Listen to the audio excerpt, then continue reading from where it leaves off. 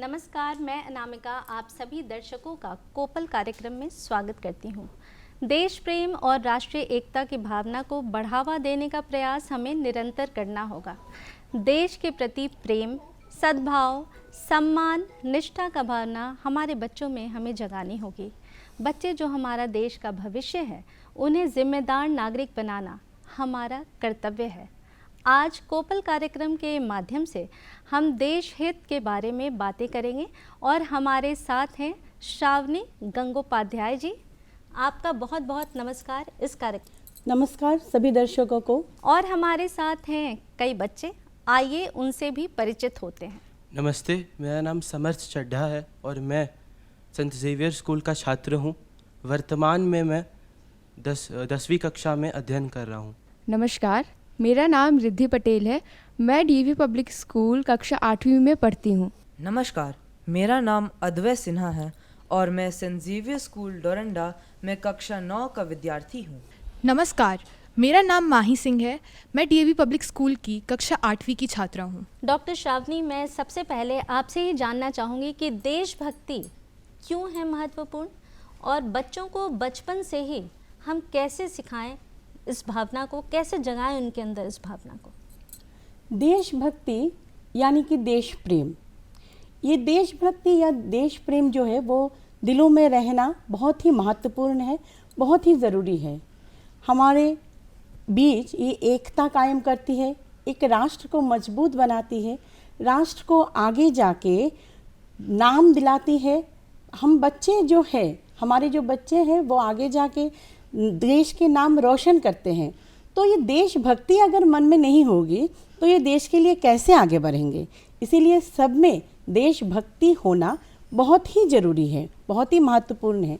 हमारा जो national anthem है, तिरंगा है, हमारा प्रजातंत्र दिवस हो गया, ये सब चीज़ों की छोटी छोटी बातें, छोटी छोटी इन्फॉर्मेशन उन्हें रोज़ ही अपने दिन में कभी भी उनको थोड़ा बहुत सुनाते रहना चाहिए।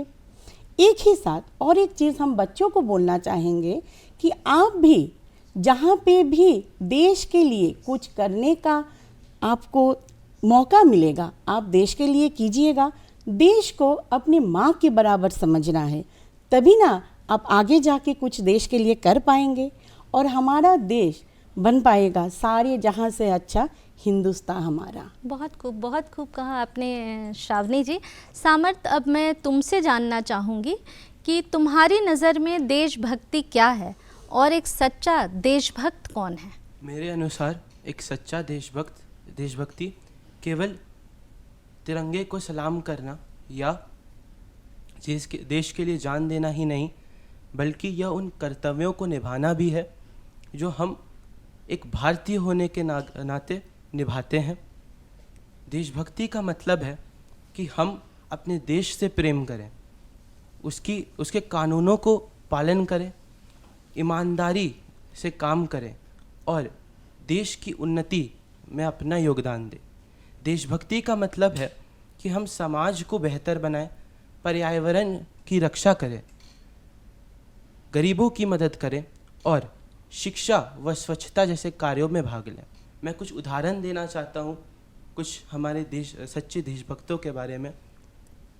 जैसे कि श्री रतन टाटा जी, उन्होंने हमारे देश के लिए बहुत महत्वपूर्ण योगदान दिए हैं और लाखों लोगों को प्रेरणा दी है। टाटा ग्रुप के ज़रिए उन्होंने कई सारी जॉब्स उपलब्ध कराई हैं और लोगों को के अंदर देशभक्ति का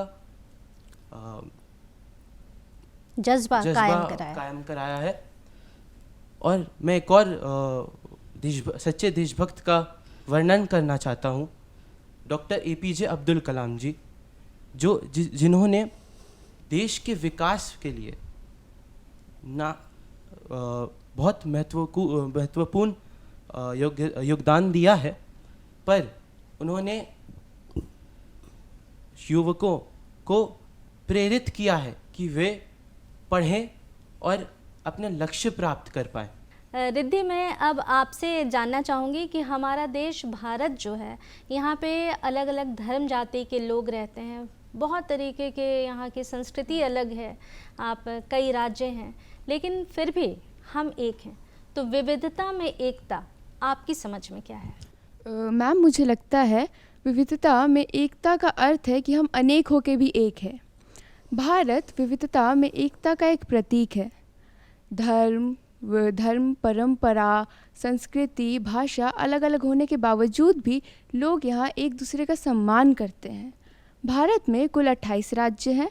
उनकी अलग अलग भाषाएं, परंपरा, वेशभूषा, खान पान और संस्कृति अलग होने के बावजूद भी हम सब एक है, और इससे हमें प्रेरणा मिलती है कि हमें हमेशा एक रहना है। हमारे धर्म, जाति और भाषा अलग हो सकते हैं, पर हम सबको एक रहना है। विविधता में एकता हमें यह भी सिखाती है कि हमें कभी भी दूसरी जाति या धर्म के लोगों को हीन भावना से नहीं देखना चाहिए। हम सभी को मिलजुल के रहना चाहिए। हमारे स्कूल में भी कई कार्यक्रम होते हैं जिससे हमें प्रेरणा मिलती है। विविधता में एकता हमें यह भी सिखाती है कि हम हिंदू, क्रिश्चियन, सिख या मुस्लिम से पहले एक भारतीय हैं। हमें इस बात के महत्व को सम्मान देना चाहिए। सही कहा रिद्धि तुमने। सबसे पहले है हमारा देश। मैं अद्वै तुमसे जानना चाहूँगी कि हमारे देश ने हमको बहुत सारे अधिकार दिए हैं, है ना, लेकिन हमारा कर्तव्य भी कुछ है। तो कौन कौन सी ऐसा हमारी जिम्मेदारियां हैं जिन्हें हमें निभाना है? एक अच्छे नागरिक की कौन कौन सी जिम्मेदारियां हैं? बहुत अच्छा सवाल पूछा आपने। मेरे हिसाब से एक अच्छा नागरिक की जिम्मेदारियां हैं कानूनों का पालन करना। ट्रैफिक कानून से लेकर टैक्स भरने तक हर एक नागरिक को कानून का पालन करना चाहिए। हर एक अच्छे नागरिक को अपना आसपास को स्वच्छ रखना चाहिए और प्लास्टिक का कम उपयोग करना चाहिए। और मेरे हिसाब से एक अच्छे नागरिक को गरीब, अशिक्षक और ज़रूरतमंद व्यक्तियों को मदद करना चाहिए और उन्हें जहाँ कर सके वहाँ मदद भी करना चाहिए। और एक अच्छे नागरिक को अपनी देश की शान बढ़ाना चाहिए, क्योंकि अगर हम अच्छे नागरिक बने तो हम एक सच्चा देशभक्त भी बन सकते हैं। देश की संपत्ति का रक्षा करना बहुत अनिवार्य है। आप चाहे वो रेलवेज में आप ट्रैवल कर रहे हो या निजी बस पे आप जा रहे हो, आपकी सड़कें आपकी हैं, तो ये सभी चीज़ों का ध्यान रखना ये भी एक अच्छे नागरिक का ही कर्तव्य है। तो हमें इन सभी बातों का ध्यान रखना है। माही, अब मैं आपसे जानना चाहूँगी कि दैनिक जीवन में देश प्रेम को आगे बढ़ाने के लिए आप कौन कौन सा कार्य करती हैं? दैनिक जीवन में देश प्रेम को आगे बढ़ाने के लिए मैं कुछ कार्य करती हूँ। जैसे सुबह प्रतिदिन स्कूल जाते समय हम जैसे ही स्कूल पहुँचते हैं उस समय हमारे स्कूल में भी बहुत सारे कार्य करवाए जाते हैं। बहुत सारी प्रतियोगिता आयोजित किए जाती हैं और बहुत सारे हमारे ही देश में, हमारे ही पूरे इस संसार में, हमारी पूरे इस दुनिया में हमें बहुत सारी चीज़ें हैं ऐसी जिनमें कि हमें कुछ हिस्से देने चाहिए, मतलब बढ़ाने चाहिए हमारे अपने कदम। दैनिक जीवन में माही, आप देशभक्ति को आगे बढ़ाने के लिए क्या क्या कार्य करती हैं? दैनिक जीवन में देशभक्ति को आगे बढ़ाने के लिए मैं कुछ कार्य करती हूँ। जैसे प्रतिदिन सुबह स्कूल जाने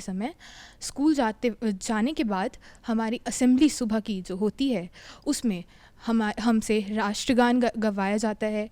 फिर राष्ट्रगान गाने से ही ये नहीं होता है कि हम देश के प्रति प्रेम करते या कुछ भी, हमें अपना उसमें सहयोग भी देना चाहिए। डॉक्टर शाबनी, आप एक बहुत अच्छी कहानीकार हैं, तो अभी बच्चों को प्रेरित करने के लिए क्या कोई कहानी आपके जहन में आ रही है जो आप इन्हें प्रेरित करने के लिए सुनाना चाहें? बिल्कुल। ये जो आज का माहौल हो गया है देशभक्ति का, तो यहाँ पे मैं एक छोटी सी कहानी इनको बोलना चाहूँगी। ये सन 86 की घटना है।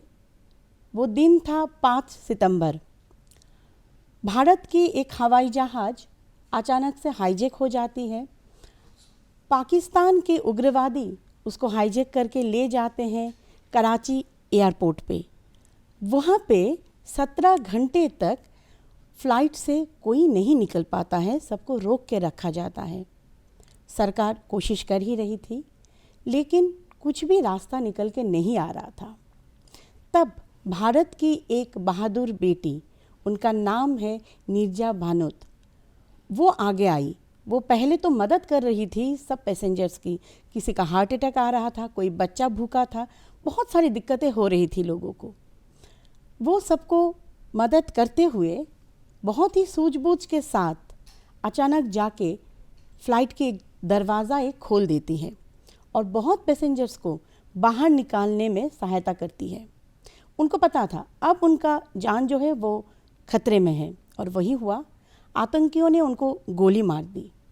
भारत की ये बेटी आज भी हमारे दिलों में ज़िंदा है। मैं यहाँ पे ये कहानी इसलिए नहीं बोल रही हूँ कि सबको नीरजा भानोत ही बनना है। सब तो हम लोग एयर होस्टेस नहीं बन सकते, या फिर ऐसा सिचुएशन भी नहीं आए कि हमें ऐसा कदम लेना पड़े। लेकिन जब कभी भी हमें ऐसा मौका आए कि हम देश के लिए कुछ कर सकते हैं, हमारे पड़ोसी जो है उनके साथ हम कुछ मदद कर सकते हैं, तब हमें आगे बढ़ना है। चाहे वो रास्ता क्रॉस करने के टाइम पे कोई अंधा ही क्यों ना हो, उनको भी मदद की ज़रूरत हो सकती है। अगर हम उनको भी एक मदद की हाथ आगे कर देते हैं, वो भी देश सेवा ही है।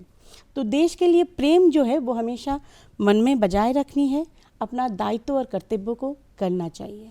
बहुत सही आपने कहा मैम।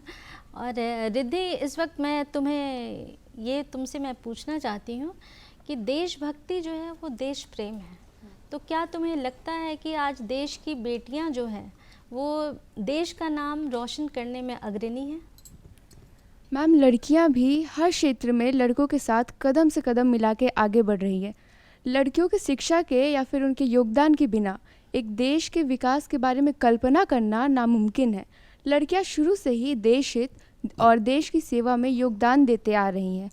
अगर हम पहले की बात करें तो उदाहरण में झांसी की रानी लक्ष्मीबाई, जिन्होंने अपनी आखिरी सांस तक लड़ाई लड़ी क्योंकि वह हमारे देश को स्वतंत्र बनाना चाहती थी। फिर है हमारे पास कल्पना चावला, जो हमारे देश से बिलोंग करती थी और वह हमारे देश की पहली महिला है जिन्होंने अंतरिक्ष में अपने कदम रखे। उसके बाद है बेचंद्री पाल, जो हमारे देश की महिला हैं जिन्होंने माउंट एवरेस्ट पे अपने कदम रखे और हमारे भारत की ध्वज लहराया। वर्तमान में भी महिलाओं का योगदान कम नहीं हुआ।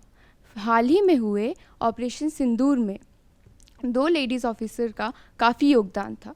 उन्होंने दुश्मनों के घर में घुस के उन्हें मुंहतोड़ जवाब दिया। तो हमें इन सभी महिलाओं का सम्मान करना चाहिए और इन सब से शिक्षा लेनी चाहिए। हमें कभी भी लड़कियों को पढ़ने से नहीं रोकना चाहिए, क्योंकि जब एक लड़की शिक्षित होती है तो एक परिवार शिक्षित होता है। एक परिवार शिक्षित होता है तो एक देश शिक्षित होता है। सही, बहुत सही कहा तुमने। जब एक लड़की शिक्षित होती है तो एक परिवार शिक्षित होता है और पूरा देश, पूरा समाज शिक्षित होता है।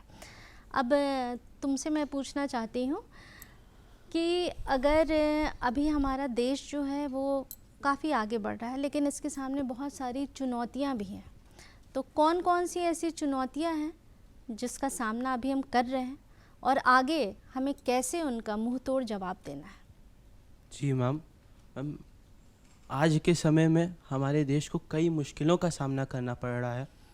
इनमें से बहुत बड़ी चुनौती भ्रष्टाचार और आतंकवाद है। भ्रष्टाचार का मतलब गलत तरीके से पैसे लेना या काम में बेईमानी करना। जब हमारे देश के नेता या कोई अफसर गलत तरीके से काम करता है तो गरीबों को उनका रिप्रेजेंटेशन नहीं मिलता है और देश की तरक्की रुक जाती है। हम वर्तमान के समय में हमारे देश को कई मुश्किलों का सामना करना पड़ रहा है। इनमें से बड़ी चुनौती भ्रष्टाचार और टेररिज्म है। भ्रष्टाचार का मतलब है कि गलत तरीक़ों से पैसे लेना और बेईमानी से काम करना। जब हमारे देश का नेता या अफसर गलत तरीके से काम करता है तो गरीबों का रिप्रेजेंटेशन नहीं हो पाता है, जिसकी वजह से देश की तरक्की रुक जाती है। आतंकवाद देश की सुरक्षा को भंग कर देता है। जब कोई टेररिस्ट अटैक होता है तो समाज में डर का माहौल हो जाता है। इसके अलावा फेक न्यूज़ के बारे में भी मैं कहना चाहता हूँ। फेक न्यूज़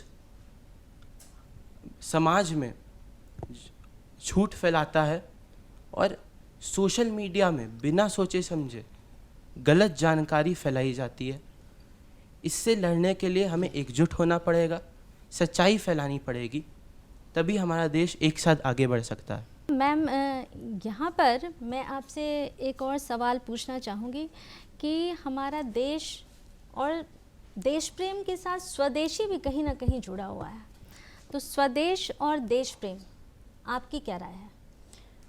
बहुत ही सही आपने पूछा है। देखिए, ये स्वदेशी का जो भावना है ये आज से शुरू नहीं हुआ है। जब स्वाधीनता का संग्राम चल रहा था, इंडिपेंडेंस का जब मूवमेंट चल रहा था, बच्चों को पता ही होगा कि गांधी जी ने तब स्वदेशी आंदोलन किया था। मतलब हमारे देश के जो प्रोडक्शन है, हमारे देश के जो सामान घर में हमारे बनते हैं, हम उन्हीं को हमारे रोज़ के जीवन में यूज़ करें। बाहर के देशों के जो आती है उसको नहीं। क्यों? इसका क्यों मतलब है? इसका सीधा ताल्लुक़ है हमारे अर्थनीति से। अगर हम झारखंड में बनी हुई कुछ सामान खरीदेंगे, हमारी लोकल जो इंडस्ट्री है उसको सपोर्ट कर रहे हैं। अगर हम यूएसए से कुछ खरीद के ला रहे हैं तो सीधा पैसा वहीं पे जा रहा है। तो अगर हमको हमारे देश को अर्थनैतिक चीज़ों से, बहुत सारी चीज़ों से अगर हमको सपोर्ट करना है, उसको आगे बढ़ाना है, तो हमारा जो लोकल चीज़ें हैं जो हम यहाँ पे बनते हैं उसको प्रमोट करना चाहिए। एक सीधी सी उदाहरण हम देते हैं, बनारसी साड़ी बनारस के गांव-गांव में बनता है। असम सिल्क असम के गांव-गांव में बनता है, लेकिन इसका बाहर इतनी महंगी इसके दाम है, विदेशों में इतनी इसकी चाह है। अगर हम इसकी खुद को हम उसको हम खुद इम्पोर्टेंस नहीं देंगे तो बाहर के लोग कहाँ देंगे? वो एडवर्टाइजमेंट हो जाए या फिर उसको प्रमोट करने की बात हो जाए, उसकी ज़िम्मेदारी कहीं ना कहीं हम पे ही आ पड़ती है। अगर हमारी जो लोकल इंडस्ट्री है उसको हम इम्पोर्टेंस देंगे, उसकी अर्थनीति का इम्प्रूव होगा और सीधा ताल्लुकात हमारे देश का अर्थनीति से है।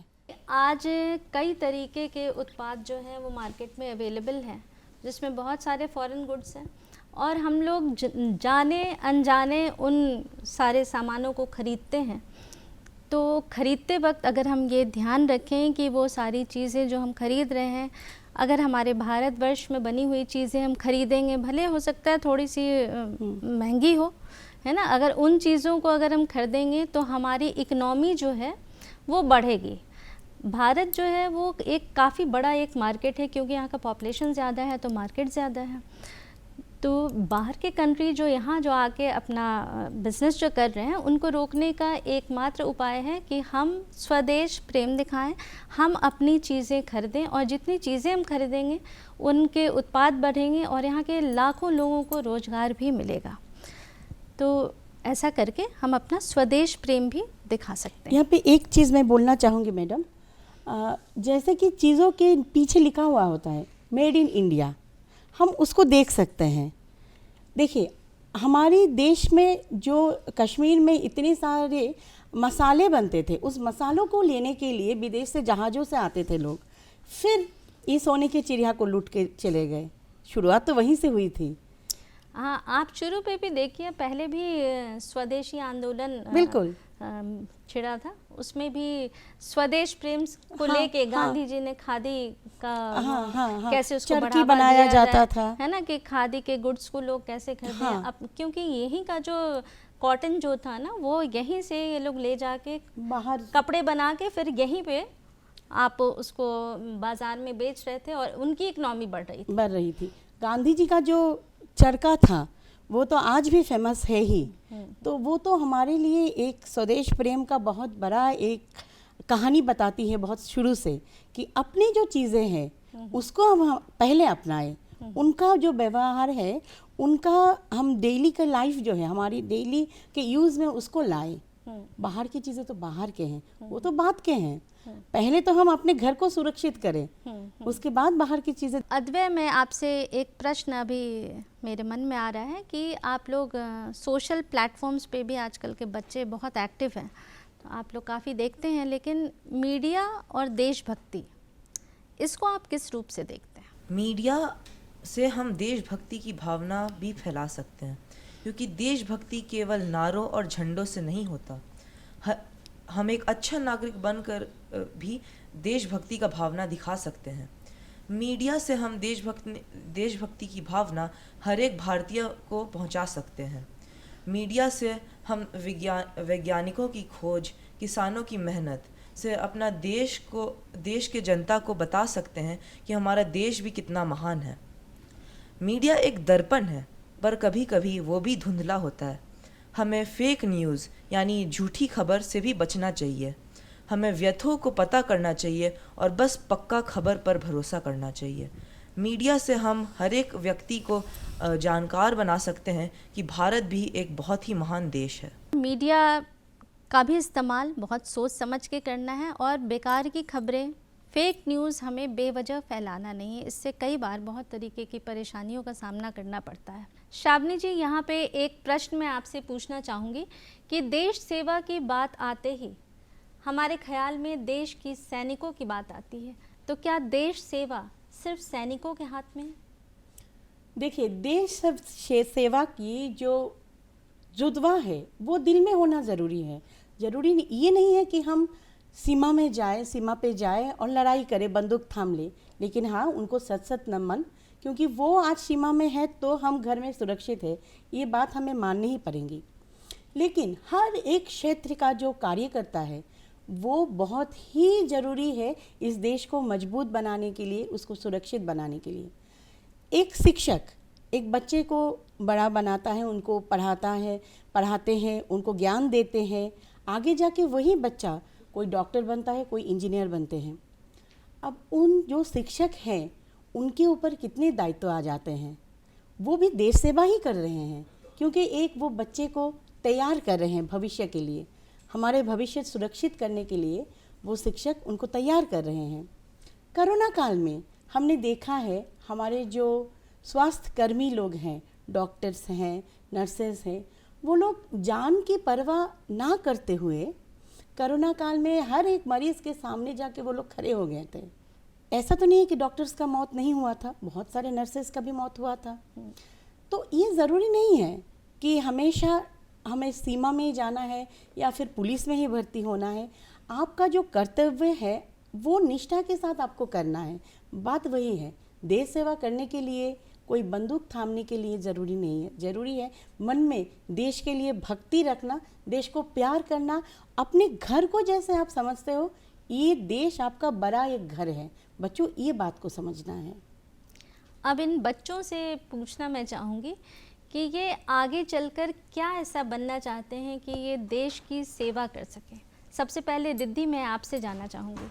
मैं आगे अपने जीवन में एक डॉक्टर बनना चाहती हूँ, और मुझे लगता है कि मैं एक डॉक्टर के रूप में अपनी देश की सेवा कर सकती हूँ। मैं डॉक्टर बन के लोगों का सही इलाज कर उनको रोगमुक्त बनाना चाहती हूँ। अभी अगर हम वर्तमान की बात करें तो कोरोना के बढ़ रहे केसेस को हम नज़रअंदाज नहीं कर सकते हैं। इस वक्त हमें डॉक्टरों की अत्यंत आवश्यकता है। तो जब मैं डॉक्टर बनूंगी तो मैं प्रयास करूंगी कि मैं ज़्यादा से ज़्यादा लोगों का सही इलाज कर उन्हें रोगमुक्त बनाऊं, और जिन लोगों को, जैसे गांव में, बहुत सारे गांवों में अभी भी अस्पताल नहीं है, वहां जाके उनका इलाज कर उनको भी स्वस्थ बनाना चाहूँगी, क्योंकि स्वस्थ रहेगा भारत तो आगे बढ़ेगा भारत। सही कहा रिद्धि तुमने, भारत स्वस्थ रहेगा तो सभी लोग स्वस्थ रहेंगे और हमारा देश उन्नति करेगा, प्रगति करेगा। अब सामर्थ, मैं आपसे जानना चाहूँगी कि आप आगे चलकर क्या बनना चाहते हैं? जी मैम, मैं आगे चलकर एक डॉक्टर बनना चाहता हूँ, क्योंकि मुझे देश की सेवा और लोगों की मदद करना है। जब मैं देखता हूँ कि लोग बीमारियों से परेशान हैं और एक डॉक्टर ही उनकी जान बचाता है, तो मेरे मन में एक इच्छा जागरूक होती है कि मैं भी किसी की ज़िंदगी में प्रकाश की किरण बन सकूं। डॉक्टर बनना सिर्फ एक पेशा नहीं है, पर एक जिम्मेदारी है। मैं चाहता हूँ कि मैं जब डॉक्टर बनूँ तो मैं ना सिर्फ लोगों का इलाज करूँ बल्कि उनकी ज़िंदगी बेहतर बना पाऊँ। अब माही, मैं आपसे जानना चाहूँगी कि आप भविष्य में क्या बनना चाहती हैं? मैं एक आईएएस अधिकारी बनना चाहती हूँ। मैंने यूपीएससी का चयन इसी वजह से किया है कि मैं सर्वोच्च आधिकारिक पद पर रहकर अपने देश और समाज के लिए हर संभव सहायता एवं विकास करने में सक्षम रहूँ, क्योंकि मेरे अधीन काफ़ी सारे क्षेत्रों का नियंत्रण भी रहेगा। अद्वैय, आप बड़े होकर क्या बनना चाहते हैं? देश की सेवा आप कैसे करना चाहते हैं? मैं बड़ा होके एक अंतरिक्ष यात्री बनना चाहता हूँ और डीप स्पेस रिसर्च में भारत को प्रथम लाना चाहता हूँ। मैं स्पेस रिसर्च से काफ़ी ज़्यादा ज्ञान कंट्रीब्यूट करूँगा और भारत को स्पेस रिसर्च एजेंसीज़ में इसरो के द्वारा प्रथम करूँगा। बच्चे हमारे साथ हैं, उनकी बहुत सारी ख्वाहिशें हैं, बहुत कुछ करना चाहते हैं, देश की सेवा करना चाहते हैं। यहाँ पे मैं श्रावणी जी आपसे एक और कहानी सुनाने का अनुरोध करूँगी कि बिल्कुल। बच्चों को आप। बिल्कुल, अभी मैं एक प्रचलित कहानी सुना रही हूँ। एक बार एक गांव में कुछ आतंकवादी आके हमला कर देते हैं। पूरा जो गांव के लोग हैं वो आतंकियों के घेराव में आ जाते हैं। खबर पहुंचती है सेनानियों के पास, जवान रवाना हो चुके हैं उनको मदद करने के लिए। लेकिन एक तूफ़ानी रात थी, बहुत बारिश हो रहे थे। जवान उसके कोई परवाह ना करते हुए पीठ में बंदूक लिए, गोला बारूद लिए, सब कुछ लिए रवाना हो चुके हैं मदद करने। लेकिन बीच में आ पड़ती है एक नदी। वो नदी तो वो तैर के चले भी जाएं, लेकिन जो साथ में सामान है उनको वो कैसे ले जाएंगे, और बिना सामान के कुछ हो नहीं सकता है। अब वो लोग ढूंढ रहे थे कुछ लकड़ी का टुकड़ा या बांस का टुकड़ा, ताकि एक छोटा सा पुल बना लिया जाए और वो लोग सामान को लेके उस पर जाएं। तभी नज़र पड़ी एक छोटी सी झोपड़ी के ऊपर। दूर एक झोपड़ी थी जहाँ पे लाइट दिख रहा था, कुछ किरण आ रही थी रोशनी की। एक जवान बोले, वो देखिए वहाँ पे एक रोशनी दिखाई दे रही है। सब लोग गए वहाँ पे एक बूढ़ी दादी जो है वो बैठी हुई थी। सब जवान वो उनको जाके बोले, हम ऐसा ऐसा घटना हो चुका है, हमें थोड़ा मदद कीजिए, हमको थोड़ी सी लकड़ी की मदद चाहिए, लकड़ी दीजिए, हम लोग पुल बना के, ब्रिज बना के उस तरफ जाना चाहते हैं। उस दादी ने बोला, ये पूरा घर ही देश का है, आपको जितना चाहे लकड़ी ले जाइए, बांस ले जाइए, घर तो फिर से बन जाएगा, देश फिर से नहीं बनेगा। बहुत खूब आपने कहा। आप हमारे कार्यक्रम में आई, आपने इतनी अच्छी अच्छी बातें इन बच्चों को बताई और आपने देशभक्ति की प्रेरणा जगाने के लिए आप बच्चों को आपने इतना प्रेरित किया। आपका बहुत बहुत धन्यवाद। आप बच्चों, आपका भी बहुत बहुत धन्यवाद इस कार्यक्रम में आने के लिए। बच्चों, अब ज़रूरी है कि हम सभी साथ मिलजुल कर रहें, अपने देश को आगे बढ़ाएं। आज के लिए बस इतना ही। नमस्कार।